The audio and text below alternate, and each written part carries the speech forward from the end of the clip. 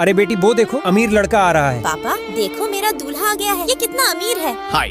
अरे पापा देखो वो हाय बोल रहा है उसके पास, चलो जल्दी जल्दी चलते हैं, मुझे शादी करनी है उससे। अरे बॉस आराम से बैठो इधर। अरे नहीं पापा वो देखो, वह तो लूला लंगड़ा है, वह तो साल ही नहीं सकता, मुझे शादी नहीं करनी उस लंगड़े से। प्लीज पापा कुछ करिए आप जल्दी से, मेरी शादी इससे मत करवाइए। अरे बताओ तुम दोनों में से कौन करेगा मुझसे शादी? अरे मैं नहीं करूँगी तुम जैसे लंगड़े से शादी, वैसे भी तुम्हारी वीडियो को कोई लाइक और सब्सक्राइब नहीं करते। मैं करूंगी आपसे शादी। देखो मैं गरीब हूँ, लेकिन आप मुझसे शादी करोगे तो मैं आपको पूरे जिंदगी भर ख्याल रखूंगी। हाँ मैं करूँगा शादी। अरे सर ये लो आपका पैसा आ गया। अब सच बताने का टाइम आ गया है।